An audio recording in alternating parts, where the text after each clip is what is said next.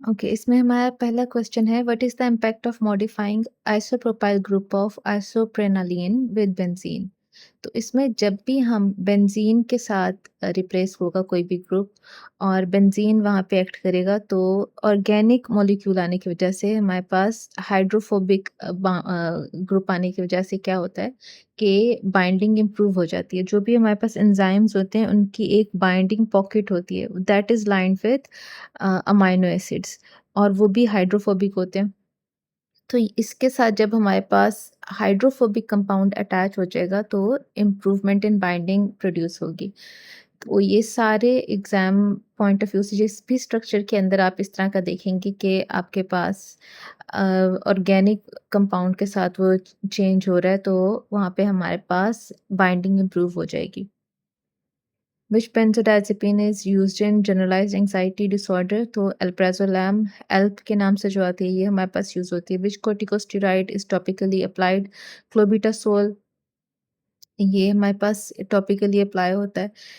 A patient has drug eluting stunts, यहाँ पे states लिखा हुआ है, स्टंट है ये, with anti platelet therapy should be, which anti platelet therapy should be prescribed? अब हमारे पास यहाँ पे ये पेशेंट का वो केस है जहाँ उसके अंदर कोरोनरी आर्टरी डिजीज़ है और उसमें जो हम कहते हैं ना एंजियोप्लास्टी वगैरह होती है, तो उसमें ड्रग इल्यूटिंग स्टंट्स डलते हैं, स्टंट डलता है।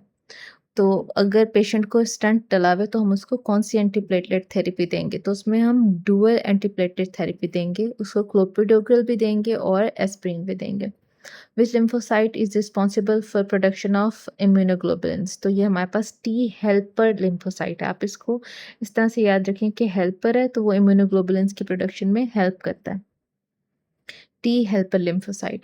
A drug was discovered in year 2000. Clinical trial started in 2005. 2000 में बना, 2005 में clinical trial हुए. The drug was approved in 2010.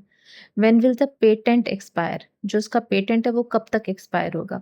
तो यूजुअली जो ड्रग्स हैं वो हमारे पास they are patented in drug development and drug discovery phase, और पेटेंट का ड्यूरेशन कितना होता है 20 ईयर्स। तो वो हमारे पास 2000 में बना है, डिस्कवर हुआ है, तो वो पेटेंट उसका 20 ईयर्स में एक्सपायर हो जाएगा, सो 2020। Which enzyme is responsible for oxidation of phenytoin? तो वो हमारे पास CYP2C9, इसको आपने याद रखना है क्योंकि अगर जो भी एंजाइम हमारे पास CYP2C9, जो भी मेडिसिन इसको इंड्यूसर्स में इसके आएगी वो फेनेटोइन की कंसंट्रेशन को डिक्रीज कर देगी, जो इसके इनहिबिटर्स में आएगी वो इसकी कंसंट्रेशन को इंक्रीज कर देगी। तो इसके इसके हिसाब से इसके इंटरेक्शंस होंगी। जो क्वेश्चंस ड्रग इंटरेक्शन के आएँगे उसके हवाले से ये बहुत इंपॉर्टेंट है। CYP2C9 के जो इन्हिबिटर्स हैं, जिसमें हमारे पास एंटी फंगल ड्रग्स आ रही हैं, फ्लूकोनाज़ोल, मिकोनाज़ोल, अमाइडारोन है, आइसोनियाज़िड है, सल्फ़ामेथॉक्साज़ोल है, ये सब इसके इन्हिबिटर हैं। जब इन्हिबिट करेंगे, मेटाबोलाइज़ नहीं होगा, तो हमारे पास फेनोटाइन की कंसंट्रेशन लेवल जो है वो हमारे पास ज़्यादा हो जाएगा और उसकी वजह से हमारे पास टॉक्सिसिटी का रिस्क बढ़ जाएगा।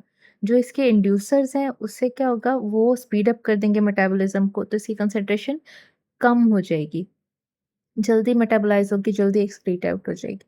तो उसमें हमारे पास कौन-सी ड्रग्स आ जाएँगी, रिफेम्पिसिन और कार्बामेज़ेपिन और बारबिटूरेट्स।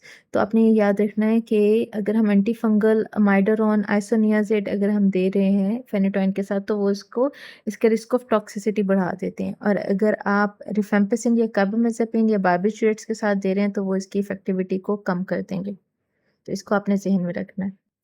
उसके बाद हमारे पास क्वेश्चन आ रहा है कि a pharmacist was distracted by colleague and instead of dispensing 5 mg उसने क्या किया, 10 mg ड्रग दे दी। तो अब क्या करना चाहिए, इसमें आपको एनवायरमेंटल रिकंस्ट्रक्शन की ज़रूरत है। आप एनवायरनमेंट को बेहतर करें, आप सिस्टम को बेहतर करें, ताकि कोई भी इस तरह की कोलीग्स की वजह से कोई डिस्ट्रैक्शन ना पैदा हो और मेडिकेशन एरर ना हो। A pharmacist wants to open pharmacy in rural area. Many pharmacists have failed in this area. How can pharmacists increase the chance of success? वो चांस ऑफ सक्सेस को कैसे इम्प्रूव कर सकता है, अगर वो अपनी हेल्थ लिटरेसी एड्स को बढ़ा दे, क्योंकि रूरल एरिया है, वहाँ पे हो सकता है हेल्थ लिटरेसी कम हो, तो वहाँ पे उसको हेल्थ लिटरेसी एड्स बढ़ाने की ज़रूरत है।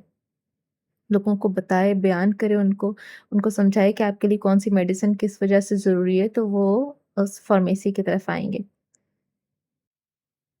नेक्स्ट क्वेश्चन है, when should a company increase awareness of product? कब कंपनी को चाहिए कि वो अपनी प्रोडक्ट से रिलेटेड अवेयरनेस को ज़्यादा करे, तो वो हमारे पास तब जब उसकी सेल डिक्लाइन की तरफ जा रही हो, तो ऑब्वियसली उसको फिर ज़्यादा ज़रूरत है कि वो अपनी मेडिसिन के बारे में अवेयरनेस पैदा करे। A patient with diabetes has high postprandial blood glucose, यानी कि खाने के बाद उसकी ब्लड ग्लूकोज लेवल ज़्यादा आता है, but fasting glucose is in range. Fasting in range है। He is taking liraglutide, metformin, and long-acting insulin. Which one should be adjusted? तो यहाँ पे हमारे पास पोस्टप्रेंडियल हमारे पास जो है वो हाई आ रही है। तो इसकी कंडीशन में उन्होंने कहा हुआ है कि लीराग्लूटाइड को वो इंक्रीज करें। क्यों लिराग्लूटाइड को इंक्रीज़ करेंगे? क्योंकि हमारे पास लॉन्ग एक्टिंग का जो इफ़ेक्ट आना था, वो तो अच्छा इफ़ेक्ट आ रहा है, वो पहले से ही मेंटेन्ड है, उसकी fasting glucose level maintain level पे आ रहा है, इसलिए हमें उसको कुछ करने की ज़रूरत नहीं है। मेटफॉर्मिन को लेते हैं, तो मेटफॉर्मिन भी जो है वो पोस्टप्रेंडियल को इफ़ेक्ट नहीं करती, वो भी मोस्टली आपकी फास्टिंग वाले को ही इफ़ेक्ट कर रही होगी। लिराग्लूटाइड जो है वो आपके पोस्टप्रेंडियल ग्लूकोज़ लेवल पे इफ़ेक्ट करती है। वो हमें पता है कि सेमाग्लूटाइड, लिराग्लूटाइड ये हमारे पास आपकी खुराक लेने के बाद आपकी गैस्ट्रिक एम्पटिंग को स्लो करते हैं, आपके एपेटाइट सप्रेशन में करते हैं, तो बाकी भी जो आपके पोस्टप्रेंटियल ग्लूकोज लेवल है वो उसको भी यही इफ़ेक्ट करते हैं। तो इस वजह से हम यहाँ पे लिराग्लूटाइड को एडजस्ट करेंगे। फिर आगे उन्होंने चाइल्ड पॉज स्कोर के बारे में बताया हुआ है, ये हमारे पास किस चीज़ के लिए होता है, ये लिवर डिज़ीज़ के लिए, डिसऑर्डर के लिए होता है। और यहाँ पे हमने कौन-कौन सी चीज़ों के बारे में उन्होंने बताया हुआ है कि albumin level, ascites, cirrhosis, liver enzymes के ऊपर-नीचे होने में, इन सब चीज़ों में हम इसके स्कोर को इंक्लूड करते हैं।